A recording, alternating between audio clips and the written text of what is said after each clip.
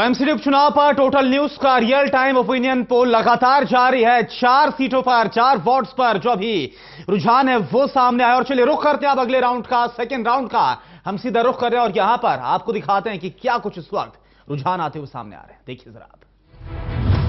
MCD उपचुनाव के लिए टोटल न्यूज का ओपिनियन पोल।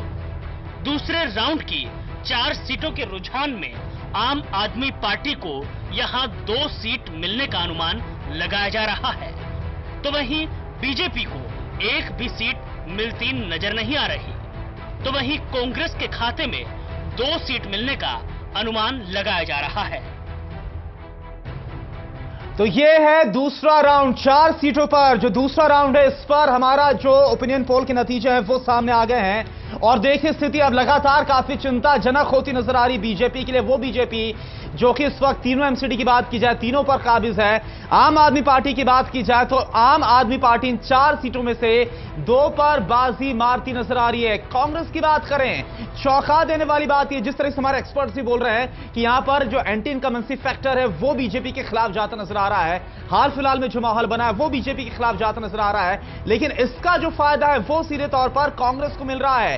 कांग्रेस यहां पर 2 सीटों पर बाजी मारती हुई नजर आ रही है, यानी 2 पर कांग्रेस और 2 पर आम आदमी पार्टी के पक्ष में जो रुझान है वो जाता हुआ नजर आ रहा है। वोट शेयर की हम बात कर लेते हैं।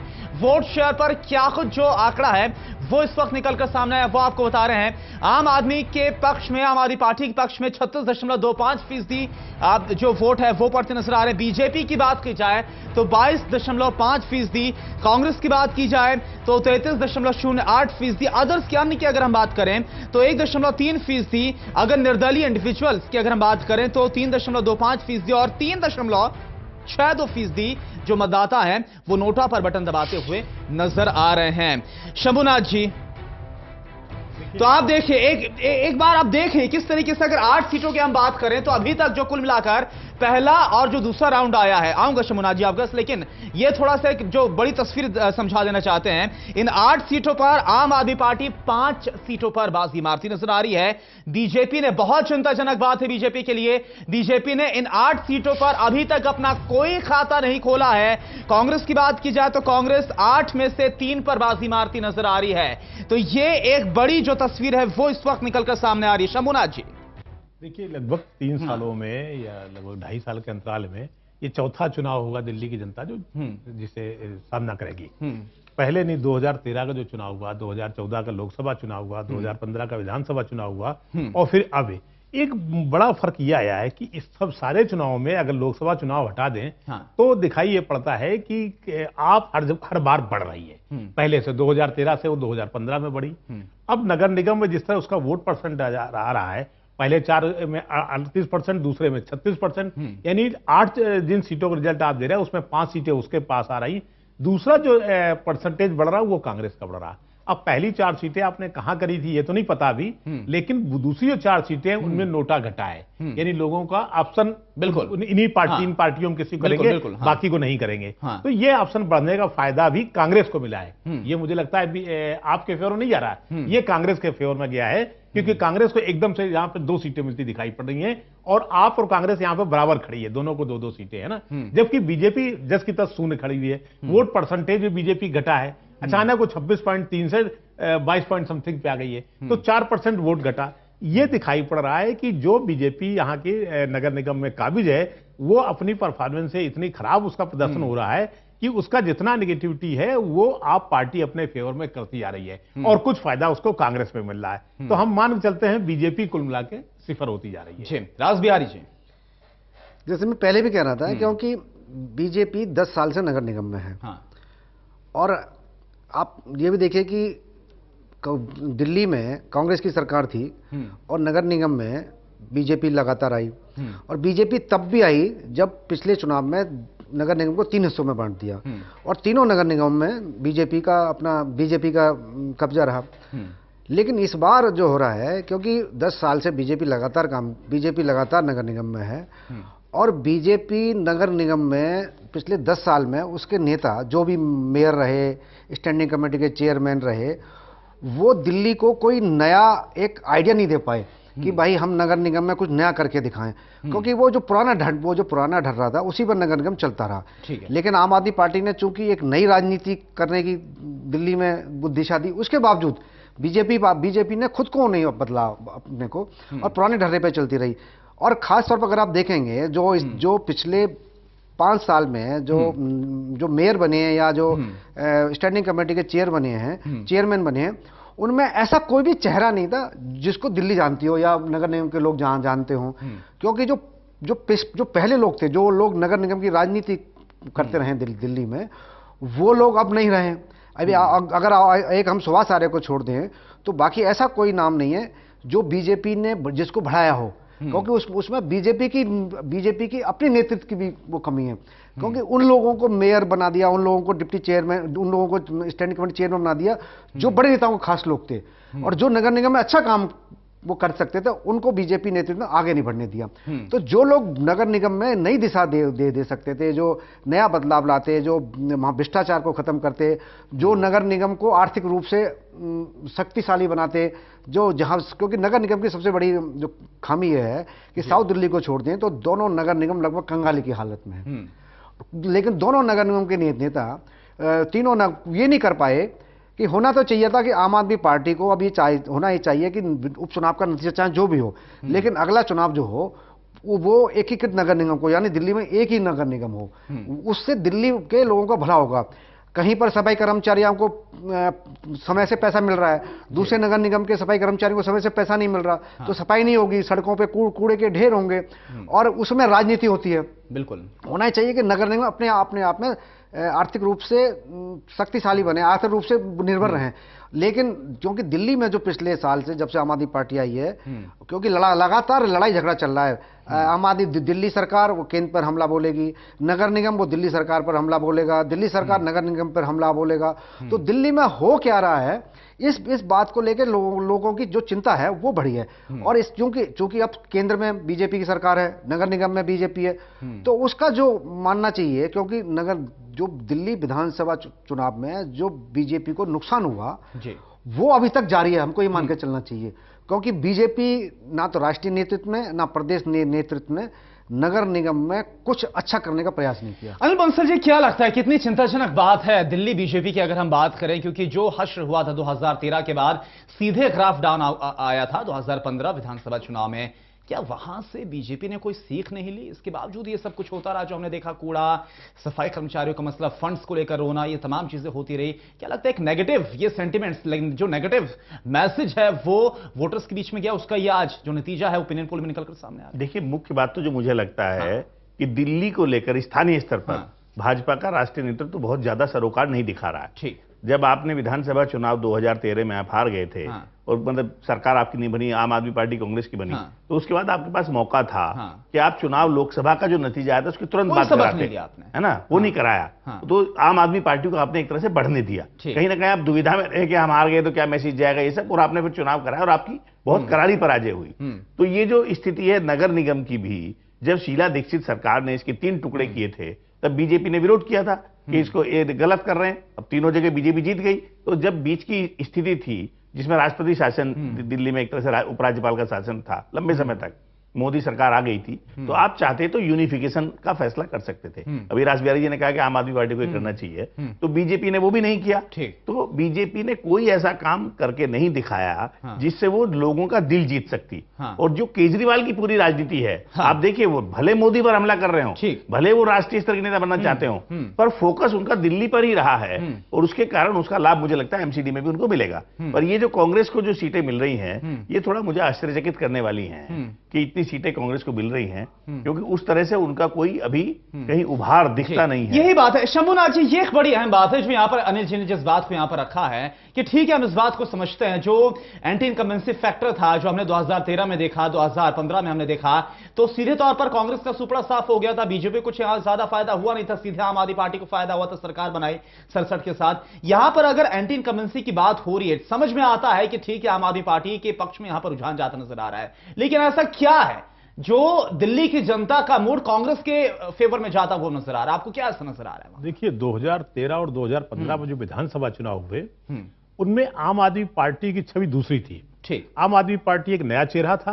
हाँ। और जिस तरह से एक कॉमन मैन की बात की जा रही थी, हाँ। और तमाम सारी उसकी समस्याओं को लेकर अरविंद केजरीवाल चिंतित दिखाई पड़ते थे, वैसा अब नहीं रहा। बहुत सारी चीजों में वो भी एक्सपोज हुए हैं, और इस कदर एक्सपोज हुए हैं कि अभी जैसे प्रचार को लेकर उसमें उनकी बुरी तरह बदनामी हुई है। बहुत सारे फैक्टर जो उनके निगेटिव चले गए हैं। अब जो चुनाव हो रहा है, ये सही है कि इसमें नगर निगम में बीजेपी का परफॉर्मेंस बहुत खराब रहा, तो उसमें एक विकल्प, जो नया विकल्प, यानी शंभुनाथ जी एक सेकंड थोड़ा सा रोकना चाहूंगा। आपने जो बोला कि ये कुछ चीजें प्रचार की बात की जाए, कुछ चीजें ऐसी हुई हैं जो कि आपके अगेंस्ट गई, उसके खिलाफ गई हैं। अगर ऐसा ना होता, अगर आप यहां पर समझ जाती, तो शायद से स्थिति और ज्यादा अच्छी हो सकती। तब शायद वो कांग्रेस को जो 3 सीटें जा रही वो न जारी होती, ठीक, और वो उनके खाते में जाती। ठीक है, ये फायदा मिलता उनको। जी रासबिहारी जी।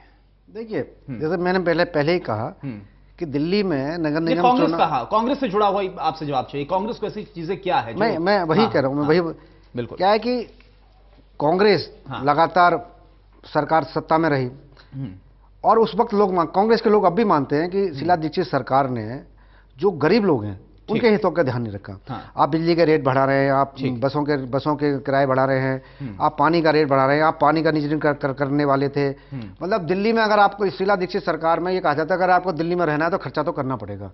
लेकिन आम आदमी पार्टी ने उल्टा किया। आम आदमी पार्टी ने आपका पानी माफ कर दिया, बिजली आपकी कम कर दी, और भी जो चीजें कोशिश है, क्योंकि जिस आदमी का पहले जो लोग दिल्ली में रह रहते थे, जैसे किराए पे लोग दिल्ली में रहने आते थे, तो ये नहीं कहा जाता था कि पानी को आप अपने बजट में जोड़ लो। लेकिन कांग्रेस सरकार में ये हो गया कि अगर आपको दिल्ली में रहना है तो बिजली के रेट अचानक 1,000 वाले बिल बढ़ के कई हजार के बिल हो गए। पानी के लिए आपको अपने बजट में खर्च, महीने के बजट में आपको पैसा जोड़ कर रखना था कि बिल भरना है। कांग्रेस में अब ये बदलाव आया है, क्योंकि जो वोट है, जो कांग्रेस का वोट था, जो किन्हीं कारणों से आम आदमी पार्टी में गया, और कांग्रेस के नेताओं ने पिछले जब से अजय माकन अध्यक्ष बने हैं, लगातार धरना प्रदर्शन कर रहे हैं, गली मोहल्लों में धरना प्रदर्शन को कर रहे हैं, विधानसभा स्तर पर धरना प्रदर्शन हो रहे हैं। और जो लगातार उनका रुख है, जो हमलावर रुख है, वो देखिए बीजेपी के नेता अरविंद केजरीवाल का उस तरह से मुकाबला नहीं कर पा रहे जिस तरह से अरविंद, यानी आपका कहना है, जो हम देखते भी हैं आमतौर पर खबरों में हम देखते हैं कि अगर बीजेपी की बात की जाए, विपक्ष में बीजेपी है, दिल्ली विधानसभा की अगर हम बात करें, लेकिन असल तौर पर हम सड़कों पर अगर संघर्ष करने की तस्वीरें देखें तो ज्यादातर जो कांग्रेस की उभर कर सामने आती है उसका फायदा उसको मिलता नजर आ रहा है। जी, यही मैं कहने वाली बात यह है कि कांग्रेस ने अपना जुझारूपन लाया है, और जो लोग उसके पिछले दिनों जो घर बैठ गए थे, चाहे वो पूर्व विधायक हों, चाहे वो पूर्व पार्षद हों, वो लोग सब इस चुनाव में मेहनत कर रहे हैं, और बड़ी ईमानदारी से मेहनत कर रहे हैं। लगातार लोगों पे जाके मिल रहे हैं कि भाई आप कांग्रेस को लाओ। मुझे लगता है इस बात का कांग्रेस को फायदा मिल रहा है। दूसरा है बीजेपी की जो आर्थिक नीतियां हैं, आप लगातार टैक्स बढ़ाते जा रहे हैं, आपने इनकम टैक्स में आपने रिबेट नहीं दी, और सरकार को लोग जो खुद बीजेपी के समर्थक हैं वो मान के चलते हैं कि सरकार की जो आर्थिक नीतियां, जैसे सोने पर बैट लगाने का मतलब था, लेकिन उसमें अरविंद केजरीवाल ने लड़ाई को आगे बढ़ाया, कांग्रेस ने आगे बढ़ाया। ठीक है रासबिहारी जी, आपको रोकना चाहूंगी कि इस वक्त जो तीसरा राउंड है वो अब सामने आने वाला है। अब जो पूरी जो तस्वीर है वो आपके सामने होगी। तीसरा राउंड देखते हैं। एमसीडी उपचुनाव के लिए टोटल न्यूज का ओपिनियन पोल। तीसरे राउंड में आम आदमी पार्टी के खाते में 2 सीट मिलने का अनुमान, बीजेपी के खाते में 1 सीट मिलने का अनुमान, तो वहीं कांग्रेस के खाते में 2 सीट जाने का अनुमान। तो ये देखिए, ये जो तीसरा राउंड अब निकलकर सामने आ गया है। कुल मिलाकर अब 13 जो सीटें हैं, सभी पर जो रुझान है वो सामने आ गए हैं। और तीसरे राउंड पर जो 5 सीटों पर हमने ओपिनियन पोल किया, इसमें आम आदमी पार्टी को एक बार फिर से 2 सीटों पर बढ़त मिलती हुई आम आदमी पार्टी 2 सीटों पर बाजी मारती हुई नजर आ रही है। और अब जाकर बीजेपी ने अपना खाता खोला है, लेकिन स्थिति काफी चिंताजनक है। विचार करने की बात है, सोचने की बात है कहीं ना कहीं बीजेपी के लिए कि आखिरकार ऐसा क्यों हो रहा है। 13 में से सिर्फ 1 पर इस वक्त जो बीजेपी है वो आकर सिमट गई है। अगर बात करें कांग्रेस की, तो कांग्रेस जो 5 सीटें, 5 में से 2 जो सीटें हैं वो कांग्रेस के पास जाती हुई नजर आ रही है। 2 पर कांग्रेस बाजी मारती हुई नजर आ रही है। तो ये अब तीनों राउंड की अगर हम बात करें तो तीनों जो राउंड हैं उसकी जो तस्वीर है वो निकलकर सामने आ गई। इस बीच अगर वोट परसेंटेज पर एक बार नजर डाल लेते हैं, वोट परसेंटेज की अगर बात करें तो इन 5 सीटों पर वोट परसेंटेज किस तरीके से निकलकर सामने आया है। आम आदमी पार्टी के फेवर में 31.29 25% जो वोट है वो जाता नजर आ रहा है। बीजेपी के फेवर की अगर बात की जाए तो 25.07% जो मतदाता है वो अपना जो मत है वो दिखाते नजर आ रहे। कांग्रेस की बात करें तो 27.38% मतदाता, अदर्स की बात करें, अन्य की हम बात करें 3.73%, और अगर निर्दलीय की बात करें तो 7.72% और नोटा का जो बटन है वो यहां पर करीब 4.81% जो मतदाता है उन्होंने दबाया है। शमुना जी, आप अपनी बात को रख रहे थे, लेकिन अब ये जो ठीक है आऊंगा आपके पास, लेकिन ये अब चुनाव के लिए टोटल न्यूज का ओपिनियन पोल 13 सीटों के फाइनल रुझान में आम आदमी पार्टी के खाते में 7 सीट जाने का अनुमान, तो वहीं बीजेपी के खाते में 1 सीट जाने का अनुमान, तो कांग्रेस को 5 सीट मिलने का अनुमान लगाया जा रहा है। तो ये फाइनल रुझान, जो फाइनल जो तस्वीर है वो इस वक्त आपके सामने 13 सीटों पर स्थिति क्या बनती नजर आ रही है। आम आदमी पार्टी 13 में से 7 सीटों पर बाजी मारती नजर आ रही है, बीजेपी महज 1 पर। इन 13 में से जहां बीजेपी 7 पर थी, यानी कि वो बीजेपी जो कि इससे पहले आपकी जगह पर खड़ी नजर आ रही थी, अब वो सिमट कर 7 से नीचे सीधा उसका ग्राफ 1 पर आ गया है। और वहीं कांग्रेस की बात की जाए जिसके पास एक भी सीट नहीं थी, जो 13 सीटों पर जिन वोट्स पर यह उपचुनाव हो रहा है, कांग्रेस 5 सीटों पर बाजी मारती हुई नजर आ रही है। यह स्थिति अब आखिरकार यह स्थिति 13 जो सीटें हैं उन पर यह स्थिति बनती हुई नजर आ रही है। और चलिए वोट शेयर की बात कर लेते हैं। वोट शेयर पर क्या कुछ यहां पर एक तस्वीर बनी है वो भी आपको हम दिखाते हैं। आम आदमी पार्टी की बात की जाए तो आम आदमी पार्टी के पक्ष में 35.22% जो मतदाता है वो अपना रुझान दिखाता हुआ नजर आ रहा है। बीजेपी की बात करें तो 24.54% मतदाता, कांग्रेस की बात करें तो 28.82% मतदाता, अन्य की बात करें, अदर्स की बात करें तो 2.19%, इंडिविजुअल अगर निर्दलीय उम्मीदवारों की बात की जाए तो 4.49%, और कुल मिलाकर अगर हम नोटा की बात, ये पूरी हम तस्वीर आपको बता रहे हैं, कुल मिलाकर जो नोटा का बटन दबाते यहां पर नजर आ रहे हैं वो है 4.74%। तो ये आपके सामने पूरी जो तस्वीर है वो आ गई है 13 सीटों पर उपचुनाव की। आम आदमी पार्टी 7, बीजेपी 1 और कांग्रेस 5 पर, यानी कि स्थिति काफी ज्यादा, जहां एक तरफ आम आदमी पार्टी की बात की जाए तो उस लिहाज से भी जिस तरीके से राज बिहारी जी ने बोला था कि उतनी ज्यादा, हालांकि पहली बार है, लेकिन उस लिहाज से भी देखें। राज बिहारी जी, आपके पास ही मैं आ रहा हूं, ये जो 7 सीटें आप बोल रहे थे कि आम आदमी पार्टी अगर 1 साल में अच्छा काम कर रही है, अगर उसने अपनी पकड़ जनता तक मजबूत की है तो कम से कम 13 में से आपको 10 या 11 तक आपको लग रहा था कि आम आदमी पार्टी आ सकती है, लेकिन यहां पर स्थिति 7 पर, यानी कि 50% के आसपास आ रही है ये स्थिति। देखिए, अगर आपके सर्वेक्षण के हिसाब से रिजल्ट आते हैं, जैसे पिछली बार आए भी, मैं क्योंकि खुद भी मैं 2008 से ही लगातार आ रहा हूं, तो हमको ये मान के चलना चाहिए कि आम आदमी पार्टी की लोकप्रियता में भी गिरावट आई है। ठीक है। और बीजेपी तो लगभग साफ होने की स्थिति में है, क्योंकि एक सीट, क्योंकि पिछली बार जो 7 सीट जीती थी उसमें से 1 सीट वो बीजेपी जीत रही है। उसका एक कारण भी है कि बीजेपी के कुछ लोग तो आम आदमी पार्टी में ही शामिल हो गए जो समर्थक थे। दूसरा ये है कि कांग्रेस जो बिल्कुल पिछली बार एक भी सीट नहीं जीत पाई थी 13 सीट में, और वो 5 सीट इस बार जीतती दिखाई दे रही है। इसका मतलब है कि कांग्रेस की जो खोया हुआ जनाधार था वो वापस आ रहा है, और उसका वोट परसेंट भी लगभग बढ़ रहा है, क्योंकि अगर पिछले विधानसभा चुनाव में 9% था और अब 27% है, इसका मतलब है कि 18-19% वोट कांग्रेस का दोबारा से शामिल हो गया है। लेकिन आम आदमी पार्टी जो 54% वोट आई थी विधानसभा चुनाव में, वो आकर 35% पे आ गई। इसका मतलब है कि आम आदमी पार्टी की जितनी उम्मीद थी, क्योंकि खुद आम आदमी पार्टी के लोग दावा कर रहे हैं कि अगर हम 13 में से 10-11 सीट नहीं जीते तो इसका मतलब है कि हम दिल्ली में जीत नहीं पाएंगे, क्योंकि और अगर यही रिजल्ट रहा, क्योंकि अब इसमें जो अगला जो नगर निगम चुनाव होंगे उसमें अगर इसी तरह की बढ़ता रहा तो हो सकता है कांग्रेस को उसमें फायदा हो और बीजेपी का नुकसान हो, और हो सकता है किसी भी नगर निगम में अगर इसी तरह चलता रहा तो हो सकता है किसी भी नगर निगम में बीजेपी का कोई मेयर तक ना बन पाए। तो इसमें जैसे मैं पहले शुरुआत में कहा था कि ये एक सबसे बड़ा चुनाव कांग्रेस की लोकप्रियता का है, ठीक, और आम आदमी पार्टी की जो गिरावट है ये भी दिखा रहा है, यानी अपने आपको जिंदा करने में रिवाइव करने में कामयाब नजर आ रहा है। क्योंकि मैं चुनाव में बीजेपी को फैक्टर मान नहीं दे रहा, ठीक है, क्योंकि ये सबसे ऐसी पार्टी जो तीनों पर काबिज है फिर भी आपको नहीं लगा, और वही चीज यहां पर नजर आ रही है। ठीक, शमुना जी, देखिए एक बात तो दिखाई पड़ने लगी कि कुल मिला के फायदे में यहां अगर हम देखें तो कांग्रेस ही दिख रही है। हाँ, क्योंकि कांग्रेस जो जीरो पे थी एकदम से वो बिल्कुल 5 सीटें ले रही है। इन 13 सीटों में 5 सीटें ले रही है, जबकि इन 13 सीटों में एक भी सीट उसकी नहीं है। सबसे नुकसान भी बीजेपी का है, इसमें कोई शक नहीं। अब कांग्रेस का जो वोट बैंक है वो लगभग वही है जो आपका है, यानी जो आपने यहाँ जो भी वोट तोड़ा वो कांग्रेस का ही था, खासकर झुग्गी झोपड़ी वाला या छोटा आम आदमी, एक तरह से निम्न मध्यवर्गीय आदमी, वो तो कांग्रेस का ही वोट बैंक था, उसे आप ले गई। अब वो वापस आ रहा है। उससे एक चीज देखी कि आप जो दिल्ली विधानसभा में काबिज है उसका प्रदर्शन वैसा नहीं रहा जैसा कि उन्होंने दावा किया था। दावे उन्होंने भी बड़े बड़े किए थे, लेकिन उनमें से एक भी दावा पूरा नहीं हुआ। अभी रास बिहारी जी बता रहे थे कि कैसे बिजली के बिल अब बढ़ के आने लगे, बिल्कुल है ना। दूसरी तरफ बीजेपी के पास अभी नगर निगम भी है और केंद्र सरकार में भी है।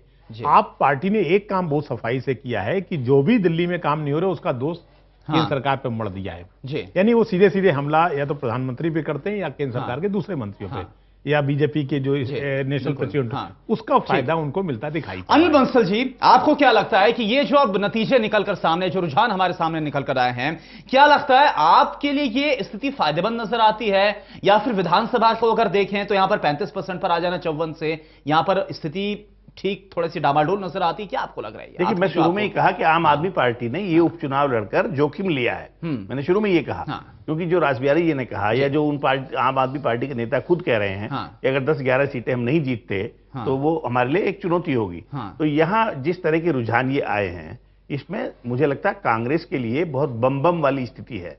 उनको तो 1 सीट 2 सीट पर ही हम समझते थे कि वो 13 में से जीत लेंगे, तो वो बहुत ज्यादा हंगामा करेंगे और दिखाएंगे कि हम तो वापस आ रहे हैं। तो 5 सीटें जीतना तो बहुत बड़ा चमत्कार होगा ये अगर कांग्रेस के फेवर में ये रिवाइव होता है। लेकिन आम आदमी पार्टी, जो मुझे लगता है बीजेपी का तो खेल खत्म रहा भी है और एंटी इनकम्बेंसी बीजेपी के खिलाफ ही होना है। और क्योंकि दिल्ली में जो सरकार है वो आम आदमी पार्टी की सरकार है और नगर निगम और बीजेपी दिल्ली सरकार का टकराव भी रहा वेजेस वगैरह को लेके इतने दिनों, तो जो झंझट है असली वो आम आदमी पार्टी ने मुझे लगता है रिस्क लिया है ये, और ये उनकी लोकप्रियता पर एक तरह का जनादेश माना जाएगा। ठीक है, अच्छा, एक एक करके मैं सभी से बहुत संक्षेप में जानना चाहूंगा कि अब ये जो स्थिति नजर आ रही है, ठीक है, रास बिहारी जी आपसे हम शुरुआत करते हैं। क्या लगता है अगर आज की डेट में, आज की तारीख में अगर विधानसभा चुनाव हो जाते हैं तो आपका अनुमान कहां पर बैठता है सीटों के लिहाज से? नहीं, मुझे लग रहा है फिर आम आदमी पार्टी सरकार बनेगी, क्योंकि कांग्रेस भी ठीक है अपनी खोई हुई स्थिति को, लेकिन 67 से कहां तक आ रहा है? 67 या उससे ज्यादा कम कहां पर? आप स्थिति ये बताइए। मतलब हो सकता है 45-50 के बीच सिमट जाए या 40-45 के बीच आ जाए, लेकिन सरकार तो अभी आम आदमी पार्टी की बनेगी। क्योंकि उसका कारण क्या है कि आम आदमी पार्टी ने जो अपना वोट बैंक बनाया है उसका ध्यान भी रखा है और वो परवाह भी नहीं कर रहे। मतलब वो अगर चिंता कर रहे हैं तो वो जो दलित हैं उनकी परवाह कर रहे हैं, या जो मुसलमान वोट हैं उनकी परवाह कर रहे हैं। बाकी वो जो मध्यम वर्ग है उसकी कुछ चिंता नहीं है। शबुना जी, आपको कैसी तस्वीर नजर आती है अगर आज की तारीख में विधानसभा चुनाव हो? आज की तारीख में चुनाव हुए हैं विधानसभा के, तो आम आदमी पार्टी को 40 से ऊपर सीट नहीं आनी है। ठीक है, लेकिन अगर ये कार्यकाल पूरा करके चुनाव हो तो हो सकता है आम आदमी पार्टी साफ हो जाए और उसमें कांग्रेस वो वोट बैंक ले जाए, जिस तरह से ग्राफ ये नीचे आता नजर आ रहा है। अनिल बंसल जी, देखिए, मैं तो शुरू में कहा कि नगर निगम चुनाव में उन्होंने जोखिम लिया तो ये सीटें कम आ रही हैं, ये उनके लिए संकेत है, खतरे की घंटी है। और ये तो कोई भी मानकर चलेगा कि एक चमत्कार बार बार नहीं होते। 70 में से 67 सीटें अगर तब आ गई तो वो हो ही नहीं सकता कि वो 67 सीटें ले आए। सरकार बन सकती है उनकी, उसमें कोई हम लोग दावा नहीं इस तरह करें, लेकिन ये तो ये बिल्कुल असंभव है कि जिस पेडेस्टल पर चढ़कर केजरीवाल सरकार 2015 में आई थी उसको वो मेंटेन नहीं ही कर सकती किसी भी हालत। ठीक है, एक और सवाल बहुत संक्षेप में आपसे शुरू करो अनिल जी। अब क्योंकि 1 साल के बाद ये एमसीडी चुनाव होने, उससे पहले ये करीब 8-9 महीने पहले ये उपचुनाव हो रहे हैं एमसीडी को, अब ये जो आपको स्थिति नजर आ रही है इसके बाद जो एमसीडी के चुनाव होने वाले हैं 2017 में, उसमें आप क्या स्थिति आपको? देखिए, अगर कांग्रेस इस तरह से लगभग 13 उपचुनाव में से 5 जीतती है तो मुझे लगता है स्वाभाविक दावा कांग्रेस करेगी फिर नगर निगमों में आने का। उसका एक संगठन भी है, उसका जनाधार भी है, सब कुछ है।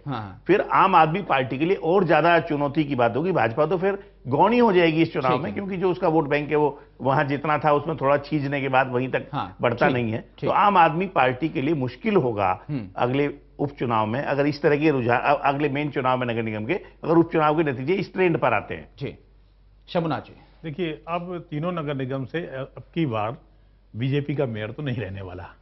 अब लड़ाई जो होगी आम आदमी पार्टी और कांग्रेस में होगी। हो सकता है किसी में आम आदमी पार्टी का आ जाए, किसी में बीजेपी का आ जाए, कांग्रेस का आ जाए, क्योंकि लड़ाई का आप और कांग्रेस में लगभग बराबर की होगी। जी राज बिहारी जी, मुझे लगता है कि अगर दिल्ली में बीजेपी ने अपना चाल चरित्र और चिंतन की जो अभी वर्तमान स्थिति का बदलाव लाते हैं उसमें, तो बीजेपी ऐसा नहीं है। बीजेपी का जनाधार बहुत है, बीजेपी पास कार्यकर्ता बहुत हैं, और बीजेपी इस समय अगर कार्यकर्ताओं को देखें तो आम आदमी पार्टी से बड़ी पार्टी है। अगर बीजेपी दम लगाती है, अपने नेतृत्व में बदलाव लाती है, तो मैं मानता हूं कि बीजेपी इतनी खराब स्थिति में नहीं होगी जितनी ये सर्वे दिखा रहा है। ठीक है अनिल जी, ये हालांकि टोटल न्यूज का सर्वे आपने देखा, जनता ने देख लिया कि आखिरकार टोटल न्यूज ने क्या सर्वे दिखाया, इस पर जो तस्वीर वो आपके सामने है। लेकिन आपका जो आकलन है इन 13 सीटों पर, वो आपका आकलन क्या बोलता है? आप जरा देखिए, मतलब आप चूंकि जनता से सीधे आपने सर्वे किया है, नहीं आपकी भी लगातार बातचीत होती है, आप चीजों को समझते हैं, जानते हैं, स्थानीय स्तर पर बीजेपी के खिलाफ तो मुझे माहौल नजर आता ही है। ठीक है, पर मैं ऐसा कांग्रेस का रिवाइवल मुझे अभी नजर नहीं आ रहा था कि 13 में से 5 सीटें जीत ले। मुझे एक थोड़ा कांग्रेस के नजरिए से अप्रत्याशित लग रहा है। ठीक है, ये उनके लिए बहुत ज्यादा उत्साह की बात है। मैं ये मानकर चल रहा था कि एमसीडी में आम आदमी पार्टी बेहतर प्रदर्शन करेगी। जी शंभुनाथ जी, मैं अनिल जी की बात से सहमत हूं। मुझे भी लग रहा है कि अभी एमसीडी में आम आदमी पार्टी बेहतर करेगी। कांग्रेस शायद इतनी ही सीटें नहीं पा पाएंगी जितना कि हम देख रहे हैं। मुझे लग रहा है कि बीजेपी जो एक सीट दिखा रही है वो सीट बढ़ सकती है जी, और कांग्रेस की सीटें कम हो सकती है, क्योंकि ठीक है सर्वे जो कह रहा है अलग बात है। आंकड़ा थोड़ा सा चाहेंगे, आंकड़ा आप बता दीजिए, आपको क्या लग रहा है? जिस तरह से हमारा जो सर्वे आया वो 7 पर आम आदमी पार्टी, 1 पर बीजेपी और 5 पर कांग्रेस। आप थोड़ा सा अगर उस लिहाज से चीजों को बता। मुझे लग रहा है कि आम आदमी पार्टी जो है वो 8 से 10 सीट तक जीत सकती है इसमें। हाँ, और बीजेपी जो है वो 2 से 3-4 तक जीत सकती है। और कांग्रेस 1-2 सीट ही जीत पाएगी। हाँ शमनाथ जी, अगर आप भी थोड़ा आंकड़े के जरिए तस्वीर साफ कर पाए। मेरा मानना है कि जो आम आदमी पार्टी है वो 10 सीटें कम से कम, और इसमें से 3 सीटें कांग्रेस की हो जाएंगी, 2 सीटें बीजेपी की बढ़ जाएंगी, ये मुझे दे। ठीक है अनिल जी, थोड़ा आंकड़ों के जरिए आप बताएं। मुझे सिर्फ आम आदमी पार्टी के बारे में मैं मान के चलता हूं कि जो 13 है, 13 में से उनको 8-9 सीटें जीतना चाहिए। ठीक है, ये मेरा अपना एक आकलन है।